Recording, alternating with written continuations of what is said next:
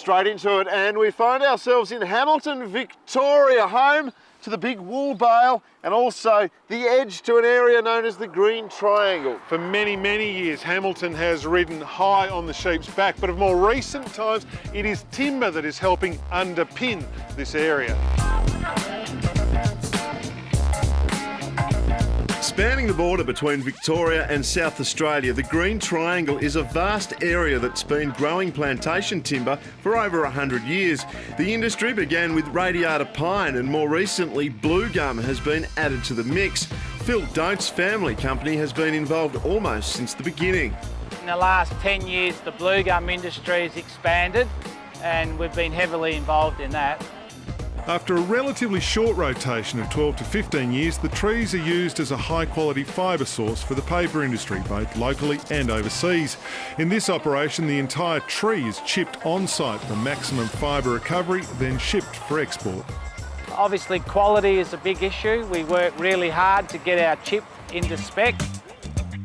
Bluegum plantations have had their critics, particularly as previously productive farmland was sowed down to trees. But now, as the harvest cycle is beginning, the plantations are proving their worth. Right now, the employment has increased dramatically. I believe there's a lot more employment now than what there was when it was back into farmland.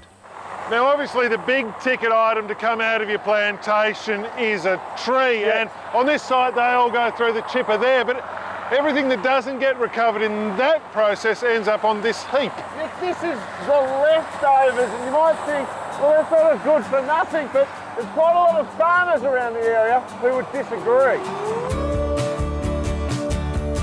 Harry Youngman's family have been on the land in the Hamilton district for generations, but that doesn't mean he's set in old habits.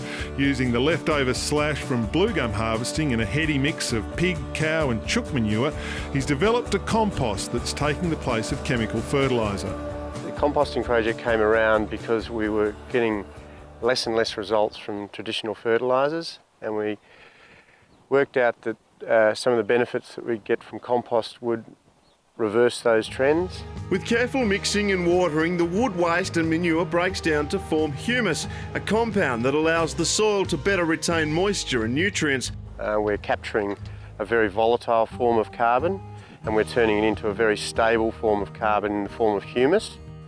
And like any crop in the landscape, these Bluegums haven't been established without their own certain set of challenges. No, that's right, Nick. An animal that lives in the area has taken a liking to them, even though they're not native. They're from Tasmania.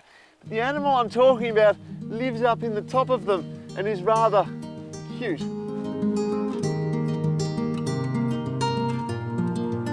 The animal in question is, of course, the koala. The Bluegum plantations have proved to be an unexpected hit with koala populations, and it wasn't until harvesting began that anyone really knew they were there. It certainly has come as a real surprise that koalas, in fact, even liked Bluegums, whether it be just to reside in there or as a food source.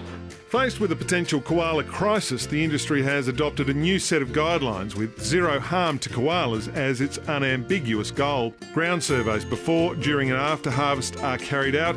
If a koala is found, its home tree and a group of trees surrounding it are preserved. And if there's an upside, it's the fact that for the first time since European settlement, koalas have had a growing range of residential options, even if they are somewhat temporary. There's no doubt that it's aided in increasing the koala population in the southwest of Victoria in particular.